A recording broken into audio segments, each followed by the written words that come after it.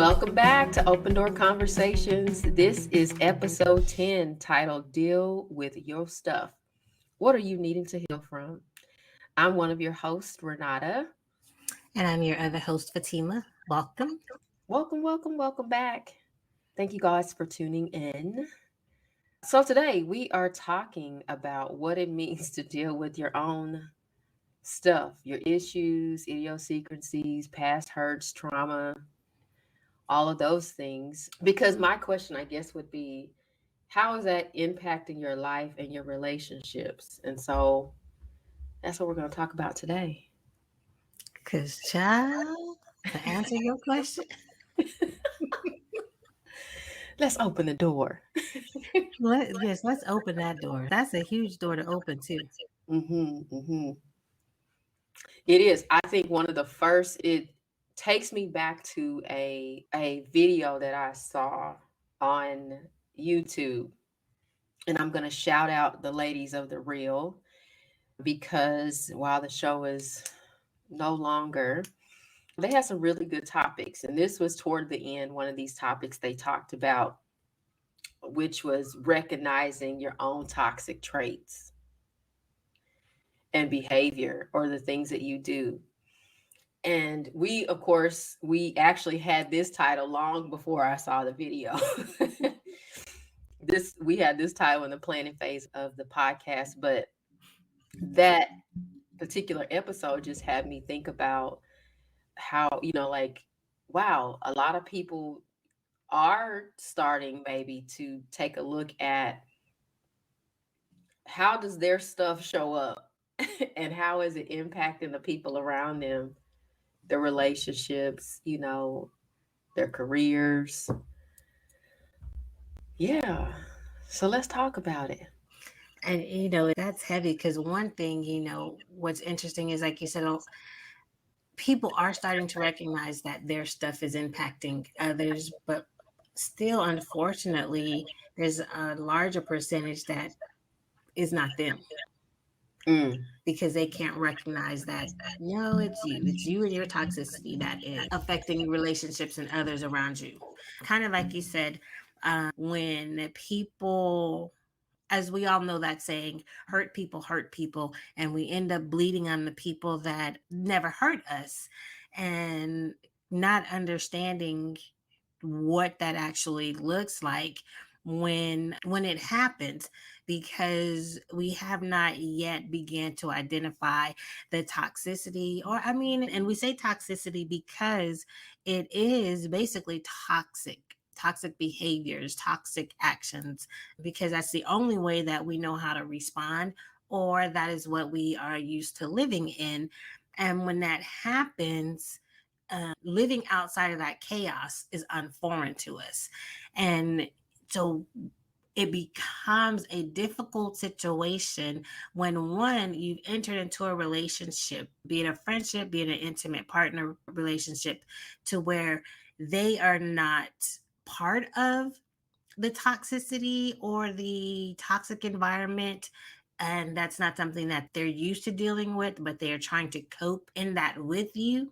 And when it's pointed out, even if it's pointed out in a loving manner, we choose to respond in a negative manner.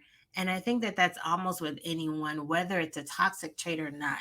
We respond negatively to someone pointing out something that's negative in us, versus being able to listen, hear, to understand what it is that the individual is saying, or what it is that actually may be toxic when we are in that relationship, we are in that friendship, or when we're in that moment. And so again, it's not when I don't want to say that we're saying individuals aren't toxic, because there are some toxic individuals out there. Mm. However, the actions and the attitudes and the words and the wording is what becomes toxic, because we have yet to learn to go introspectively and realize, you know what, maybe I am that person. Maybe I do have narcissistic tendencies. Uh-oh. Maybe I do have selfish tendencies. Maybe I can be a butthole at times and not even recognizing it because that's how I've always lived. Mm. Now, maybe you covered this, but I guess my question is, what do you think keeps people from choosing to look within? For one, truth, What is about truth? recognizing that is true within me. See, most Uh-huh. of the time when we look within, we already know it to be true. Hmm. And to have to face that as you have on here, and Michael Jackson's one of his most favorite songs, The Man in the Mirror, having That's to it. face that man or woman in the mirror that we know has tendencies and actions that aren't right, and having to accept that. Hmm. And so because I have to accept that I can be a butthole, I can be toxic, I am selfish, it's hard to accept that. And Hmm. so the truth of who I am is what makes it harder for someone to look introspectively about that. Mm. Man, that's true. I wonder. I don't know. I guess I'm still whirling on what is it about truth, because when I think about having to look inward, what am I afraid of? And I guess maybe that's the thing. Is it fear? What am I afraid of? Either finding out, what does that mean for my relationships? What does that mean in terms of me changing if I'm having to look at that truth and look at my behavior? Because I know, to your point, for some people, excuse me, it's everybody else, Hmm. not me. Everybody else got the issue, and it's like, no, I don't. If you want to grow, if you want to have deep relationships with people, meaningful relationships with people, if you, I don't know, is it just growth? Like, if you want that, if you desire that, I believe one of the greatest things that you can do is to look inward and really look at, self reflection, really look at how is my behavior Mm. impacting other people. I heard this guy, did I hear it or read it? One of the two. And he said one of the questions he asked his family often is, what is your experience of me? Mm. He said, because I could be thinking that I'm doing well. I'm the greatest husband. I'm the greatest father. I'm the greatest friend. I'm doing all these things right or well. And yeah, maybe I see I'm falling short in some areas. He said, but the question I asked him is because I want to grow. I don't want to stay the same. He said, it's a tough question because some of the stuff that comes back at me is not always the easiest to deal with. But he said, what's your experience of me? What if that's the question that we ask people around us? What's your experience of me? And so I'm glad that you said the one part about it being a tough question because of the responses that he gets, because that was going to be my question. What if someone does ask you that question, but it's someone that you know is not going to respond well to your response? Oh, oh, and that's a good point. But do you not know that you already can't have that conversation with that person anyway? Yes. But they ask the question. You already know you can't have that conversation with that person. You already know that. Now I don't know how you gonna bow out of that gracefully, but you're gonna have to. Because let's be real, we know the people in our life, and somebody might be asking that question, and we know that in our relating with them, that they may not be ready to handle that. And so I think certainly grace and elegance is your best friend and getting out of that conversation, because I don't know that you can have it with somebody who is probably not ready to hear. It don't matter how you season it. Some people, we Mm. just know they're not ready to hear that. And so why put yourself in that situation? That would be that would be my take on it. And see, then I'm that not goes doing back that. I'm to not going in there. I'm not going into that firing squad. No, thank you. Or the snake pit. Remember the snake pit? the snake pit, yes. So, but how do we get them then to deal with they stuff? How do we get them to see that it's not me, it's you, because you got this, you got that. And see, one thing that we do know as clinicians is the you, to Mm-hmm. not use the you, because Mm-hmm. then that puts people in defense mode.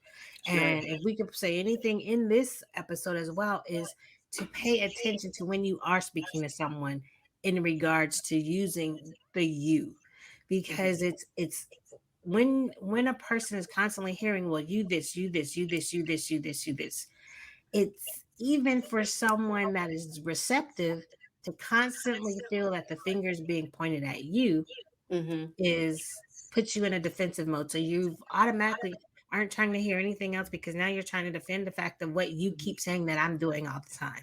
Mm-hmm. But yes, so in dealing with your stuff, it's like, you say you want the answer to that, but do you really want the answer to that?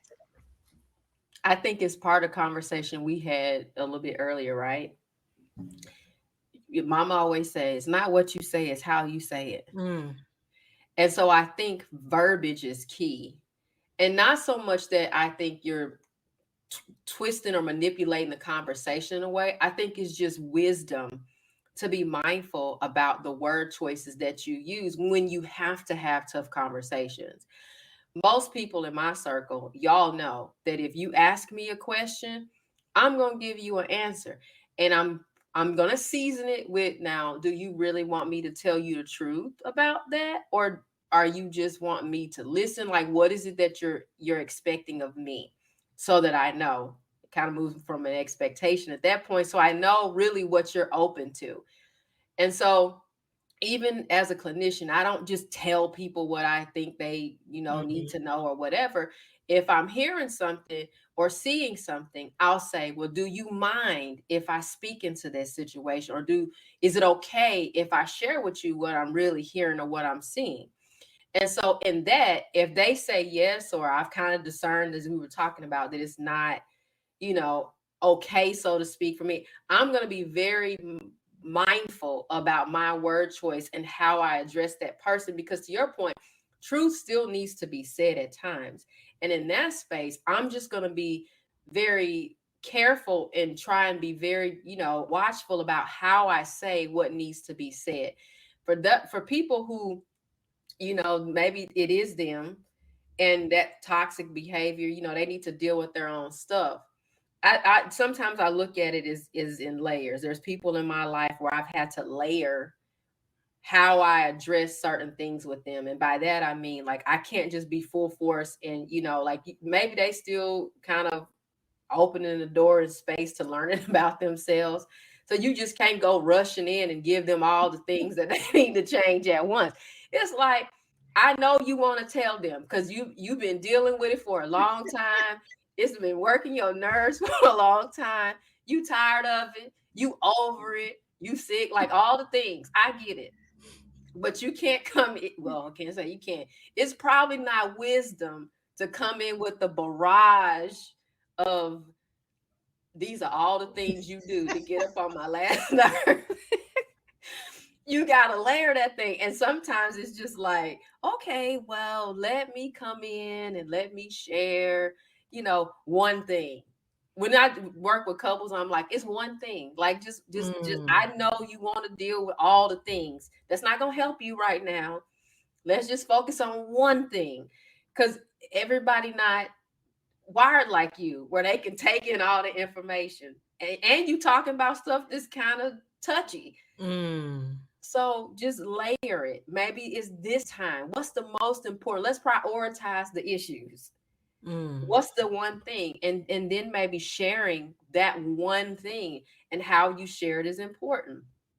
I try and share, not all the time am I successful at it, so let's not play around. But I attempt most often to try and share it in a way that's really more about what I want to see different. right? Mm. Like if I see something and it's, let's say it's somebody's talking and they using disrespectful language. Instead of me coming into your point, you did this and you talk like this and you da da da da, I may say, what I feel is this, and what I've observed in our communication is it doesn't feel like we're experiencing the most respectful communication with one another. Now I haven't told them that it's them, and no, I Mm. ain't pointed out that it's me either, because I know it ain't me. Maybe if it's me, I admit I'm not ashamed to do that. But instead of me just coming out and pointing out, oh, it's you, it's you, it's you, it's like, okay, no, I want respectful communication. And the way that this has been going on, it hasn't been that. I And like so that. that usually opens the door for people to say, and I was like, well, have you considered Mm. this about the style of communication that you share or you have? Have you considered that? It's really important. I like that. I like that. And so two things with that. The first thing is like you said, your circle. And one thing that I love about our relationship, sometimes I'm gonna come at you and I'm just gonna come full force like this is like, look, what was I wrong?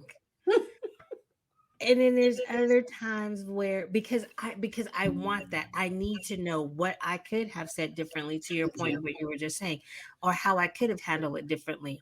And then there's other times when I'm not as hot-headed and I mhm, will come to you and give you the rundown of what happened without telling you what was said by whom, just mhm, so I can get a different perspective of the entire situation. And I mhm. think that that's so important is having that person Yeah, that you yeah. can go to do those things with that's Mhm. going to be honest with you in a loving manner, because Right, it can, the honesty can come, but as long as it comes lovingly, right, without the criticism. right. And so that's what I seek when I go to you in those moments. Like I said, sometimes it's like, look, this what happened. Right. I may have not responded the best, and tell me what you think. I know I didn't. Tell me. Was I wrong? If I was wrong, tell me, Uh-huh. and tell me how it could have been different. Yeah, yeah. Oh, But that's true. I love that about our relationship. Yeah. And that's a good point, because that is accountability. And to me, this is me, I think that's the challenge that's what with I a was gonna lot of say. How do people you not do that? seeing their stuff is they don't have anybody to be accountable with. And if you in this life living, breathing, walking around, living, doing life, and you don't have any accountability, that to me is one of the most dangerous people walking around. When you don't have anybody that you can really bounce stuff off of in terms of like looking at yourself, because you can't, I mean, how you growing if the only person that you taking information from is you? So, with that being said, do you think that that's part of how narcissistic behavior begins? Don't you do that. Because I'm, I'm just simply thinking and stating. Because to your point, if you have no one to hold you accountable, or no one is telling you that you messed up, or what, yeah, you didn't say Mhm, that right. mhm. How are you going to fix that? You know what I mean? Because Right. if I'm thinking I'm doing everything right, I'm thinking I'm saying everything right, so there's Mhm, nothing absolutely wrong with me. mhm. So if you don't have that accountable person, how is that's I think that's part of how that behavior begins.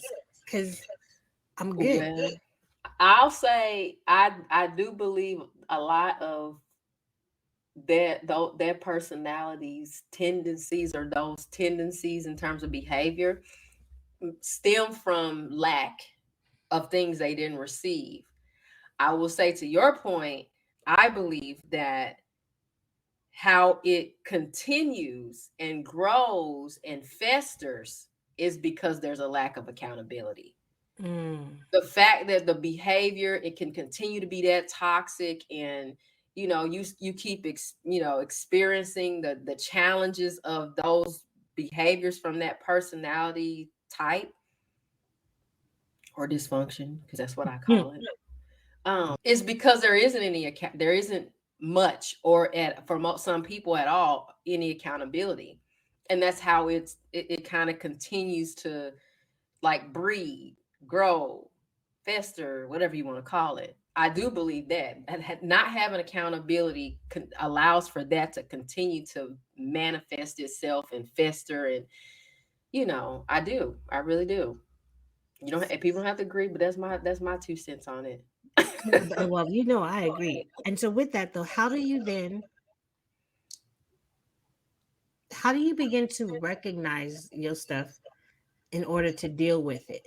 How do you begin to recognize that work relationships, friendships, kinships, whatever, that you're the common denominator of what's not working? Right. I'm gonna take us back to the episode we did with my brother. Mm, And one of the things that Jay said was, when we deal with people who have challenges and this behavior and the things that aren't healthy. I remember one of the things he said was, it's important how the community around a person deals with them. And it kind of, I'm kind of adding on different things that I've just seen or read over the last few days. Like in the wee hours this morning, I couldn't sleep, and one of my good friends, she had posted something on her Facebook that she said she received from somebody else, so she was sharing it. And she talked about, in this context, she was talking about like women, canceling each other because you don't mm, call and you don't, see people, or, and she's like, why are we not more supportive of one another? Because you don't know what people are going through. People going through absolutely. divorces, they going through dealing with, loss, they going through depression, anxiety, job loss. It's so many things that people are going through that you have to just realize that, it ain't you, right? But just canceling them and not being there and supportive is not going to be helpful to the person who exhibiting that type of behavior or whatever the toxic behavior is. And how they ever going to deal with their stuff if nobody, if everybody just walks away, if everybody just says, I can't deal with that ever, you done got up on my last nerve, and you just decide, I can't no more at all. Who, not saying you need to be no martyr, right? Mm, Like you don't need to be a martyr.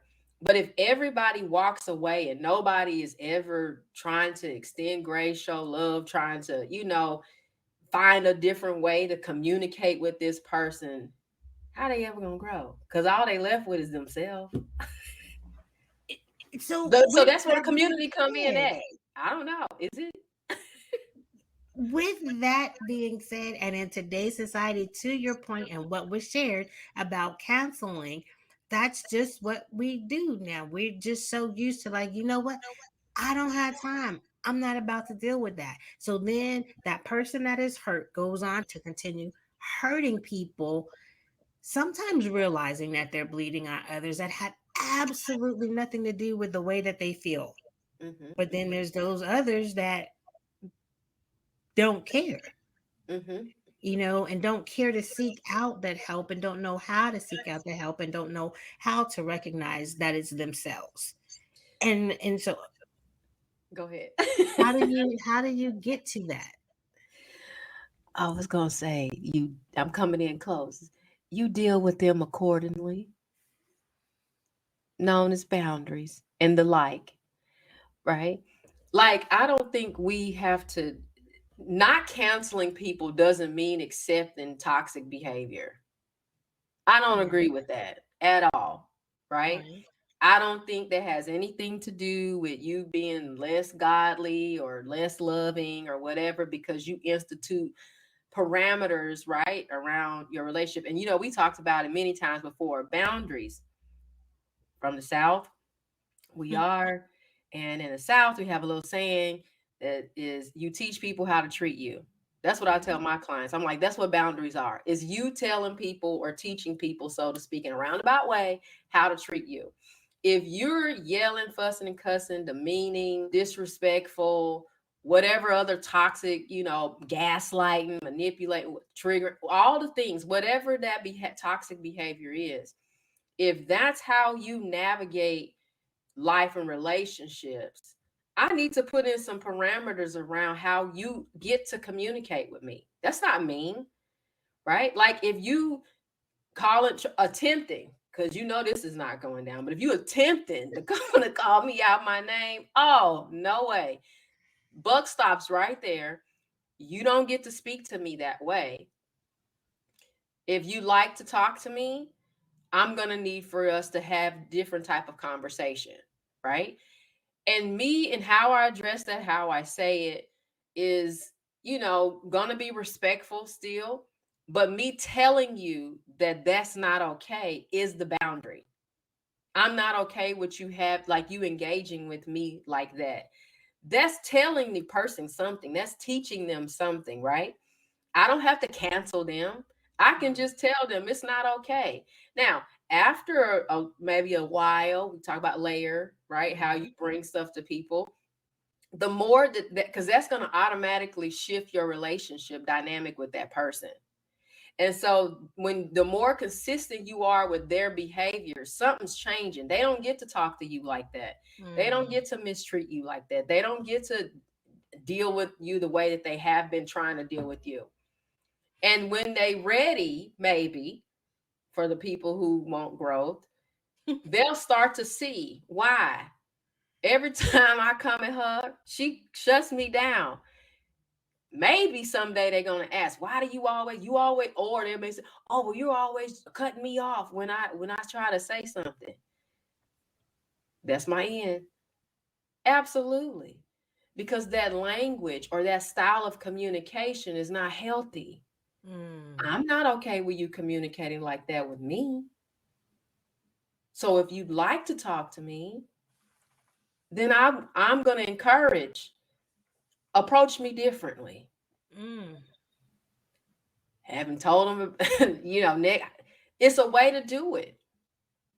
It's a way to do it. We got to learn to be multilingual with people. And multilingual don't mean you need to learn all these different languages. It just means your style of communication with people, can it be multilingual? Every situation don't call for the hammer. Every situation doesn't call for, the same style of communication the same way. You got to learn to kind of, switch it up a little bit.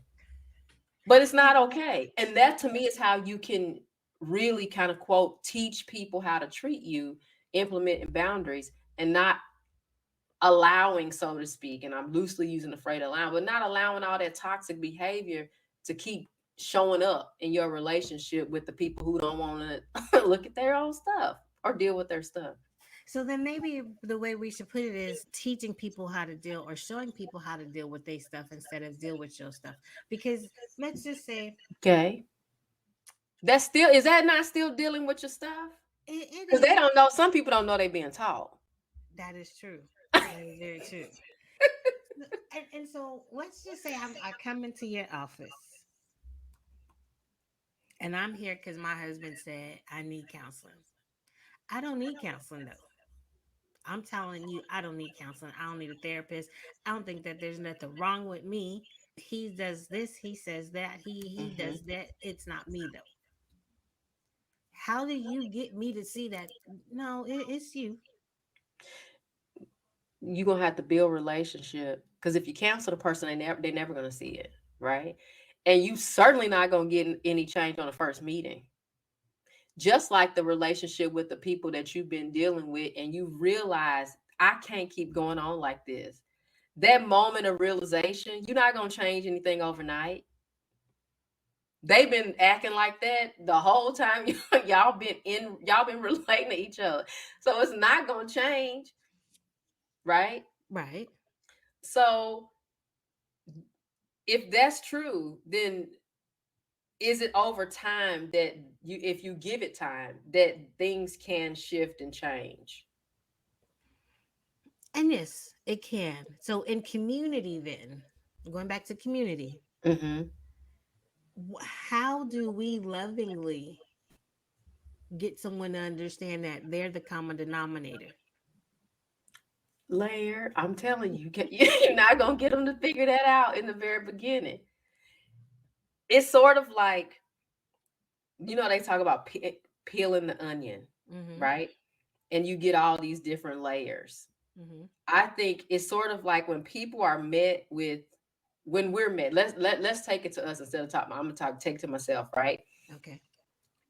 If I'm wanting to grow, and I have one of the most amazing support circles in the whole on the whole planet. I truly believe that. Outside of the Trinity, my family, I don't even call the people friends, because if you in the friend circle and you that close, you you made it to the your family. Your family.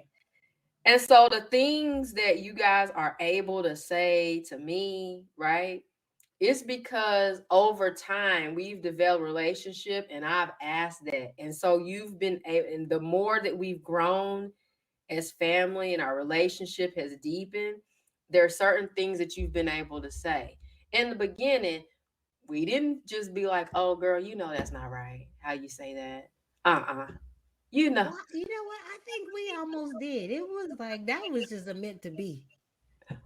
Well, I don't know. I think maybe it may have started out with the mm-mm.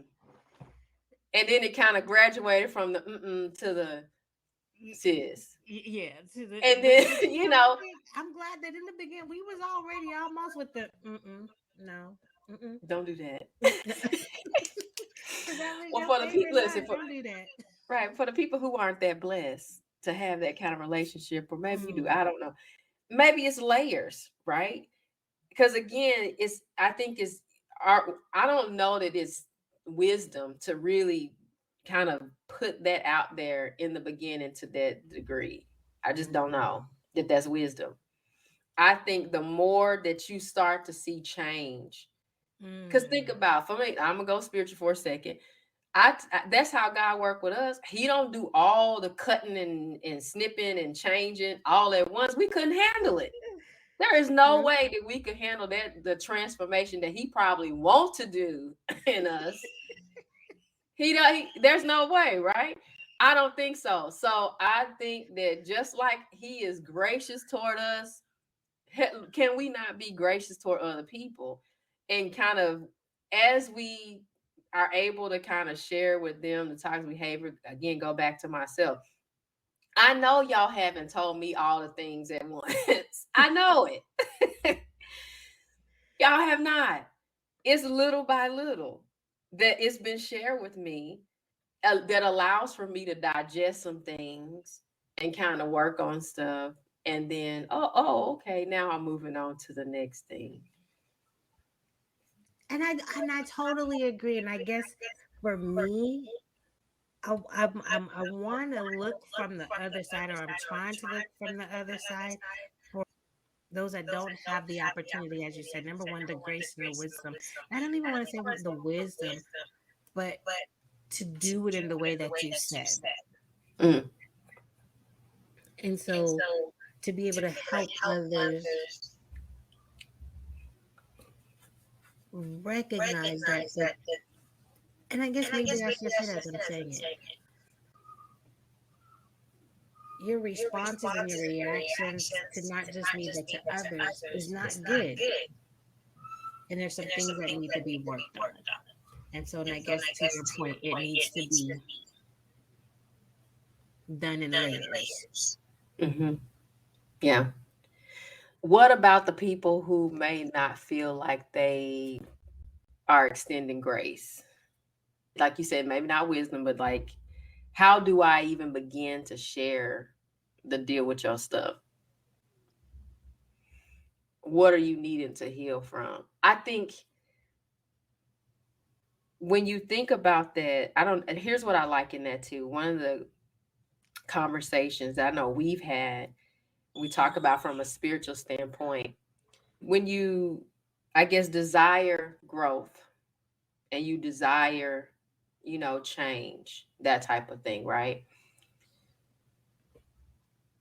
You're seeking that out. You're seeking out, okay, I don't want to remain the same way, right? I want something to change. I want things to shift.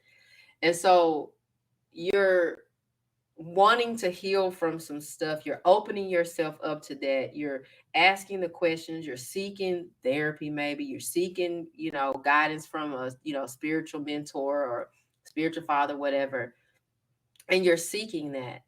I think I don't know, is that not the first place? Is that not the first kind of step? Is like, okay, let me just seek, you know, let me just decide. Maybe I don't have it all together, you know. And I guess for me, I'm kind of taking it away from what about other people, because the title is deal with your stuff, right? Mm. What do you need to heal from? And really looking at, let me examine my life. And I think sometimes when you're in relationship with people who may not want to see their own stuff, can you get to that type of a conversation eventually? Remember, everything don't need to be said at once, right? Mm-hmm.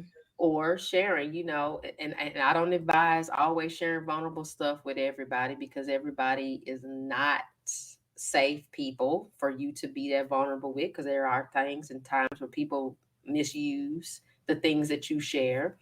So share vulnerable stuff with your safe people. But I think it really does boil, at least for me, it boils down to, do I want to change? Do I want to grow? Am I seeking transformation? Right? Because from that place, I don't want to stay the same. Mm. I am going to start asking the tough question. What's your experience of me? You know, how did that make you feel? I ask my kids that. How do you feel about that? And they openly will say, well, I didn't like it. Or I was thinking more along this. Or I was hoping for this. Or I really didn't like it, like the way you said that to me. Okay, fair enough. And so when you want to change, I just think that to me is like starting at the ground floor. Is really saying, what, let me look inward and let me say, what is it? How do I want to grow? I can't stay the same for the rest of my Mm. life. Don't, and nothing changes. And nothing changes. All my relationships, not mine, Lord, tattered. You don't see that? And sometimes that's the way I share stuff with people. It's like, do you see that? Do Mm. you see the aftermath of that? How is that showing up in your life? Or how do you think that's going to pan out? I ask questions and I let other people. I let them, I open the door, hopefully. Ask some questions. How is that working out for you? Well, that's deep. I like that. That's asking those questions. When you look, like you said, inwardly, and you really start to think about that, it's just like, wow. Like all my relationships. Mm-hmm. And then when you start to think, do I even have relationships? Right. Like, What are relationships?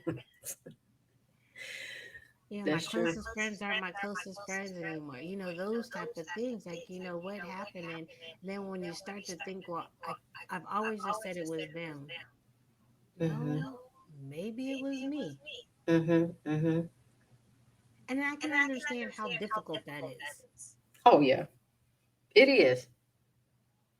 And that's where community comes in, I think. Is if in terms of grace, is that for some people who've been living, think about the things that we do that's toxic or maladaptive, if you want to be clinical, right? The things that we do, the behaviors that we have, they've served a purpose for people and for us, Mm. if we honest. Shutting down, that serves a purpose for people. Running away, it served a purpose for somebody. Keep them safe, keep them from feeling like they're gonna get hurt, right? Rejecting people, turning people away, telling people no, like all the things. Anything that we do, it's a function of that. Like there's a reason you're doing what you're doing. And the same thing for other people. And so when you realize that this person's behavior is because, or your own, it's done, it served a purpose. It may not be healthy, but it served a purpose. And if you look at it from that place, when you start to communicate with them or you looking inward, maybe this can that be the grace to say, okay, for me, if it's for self, man, I always, run away. Let me use myself. I used to. I ain't got time for that. Was quick to cut people off. I do not have time for that. But why? Because I didn't want that kind of behavior to get that close. I didn't know what people were capable of. Mm. Here's the thing, I didn't feel like maybe I knew how to say what I needed to say without blowing up. So shutting down or running away or whatever served the purpose. It did. And it was to keep my heart guarded, or so I thought. But then I had to learn that's not the most helpful situation for any relationship. You got to speak up. You can't just hold stuff in. You got to share, right? You got to implement boundaries. That means you got to start telling people what's not okay. And so when I said, okay, I don't want to just be holding all this stuff in, stressing myself out, causing Mm. who knows what physically to my own body, I'm like, you know what? I need to show up a little bit different. I need to say, because that behavior, while it may not for some people seem toxic, is still not the most healthy, or it wasn't. So I had to look and say, okay, let me deal with my behavior that's not really helpful for a relationship. Because if I'm in a relationship with somebody who's experienced abandonment and I shut down or I run away, that's triggering to them. And what do we have? A cycle, A cycle. a whole cycle, just triggering each other. It's not funny, but true. So that segment, that counseling segment, I thank you for. Um, because that was for me, and that's something that we've talked about, and that's something that I am still currently still working on is the shutdown. And like you said, it's but for me, so the way that I see it, and you know your sister and God knows his child, it's twofold. I'm shutting down, number one, to protect me, Hmm. but I'm more importantly shutting down to protect you, because what's about to come out it will be brutal. So I need to take a moment. Hmm. So Fatima doesn't respond. Hmm. And so that when the response that comes, it comes in love. It comes from Right. the spirit. It does not come from me. Because if I immediately respond, it won't be good. Right. So I Right. have to shut down to protect me and to protect you. And when you're not in a space for someone else to understand that my shutdown really isn't for me, it's for you. So Hmm. just give me a minute. Hmm. Hmm. Hmm. Give me a minute to process this. But it's also important that we do process it. So Yeah. like you said, that was definitely for me too. Um, Hmm. and I think it just goes back to, like you said, community. We have to, not only is it the community, but those that we're in relationship with, we have to be willing Hmm. to be that for them Hmm. and decide on if we're going to give them that honesty of the relationship, Hmm. whether it's again a family relationship, an intimate relationship. But if we're going to be honest with them, to like, you know what, that's not okay. And if we're Right. going to continue in this relationship, how whatever relationship it may be, these are the things that we're going to need to work on within our communication style, which means that you and I have things that we have to work on, because Hmm. now we are starting to bleed on each other for something that you had absolutely no knowledge of or Hmm. you had nothing to do with. Hmm. Hmm. Hmm. That's true. Wisdom speaks. That's it.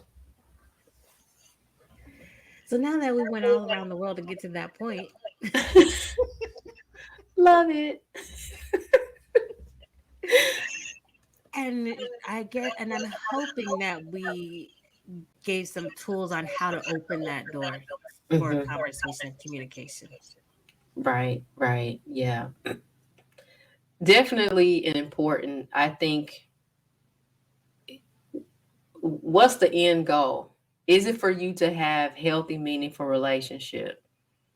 Right. And if that's the truth, I think about that in the context of the people that's coming behind me, which Mm, are my two kids, or any influence that I have, but especially those two that have been entrusted in my care, right? On a day to mm, day basis. Or the people that are in your life, your spouse, your siblings, your friends, family, like the people that you work.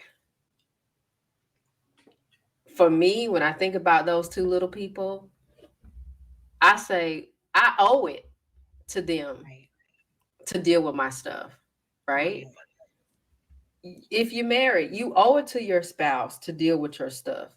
Mm, If you got siblings, you owe it to them to deal with your stuff. You got friends, owe it. Like, deal with your stuff, because are those relationships not important to you? mm, Is how they experience you not important? Here's one, the most important relationship in my life, the one with Jesus. Is it not important that I allow for him to deal with my stuff so that I can be transformed into the person that he needs, wants me to be, desires for me to be, so that I can accomplish the things that I'm put here to accomplish? It's imperative. I'm just going to speak for myself, that I deal with anything in my life that could prevent me from showing up as the best me for the sake of the people that I'm in relationship with. Because if I'm hurting those people,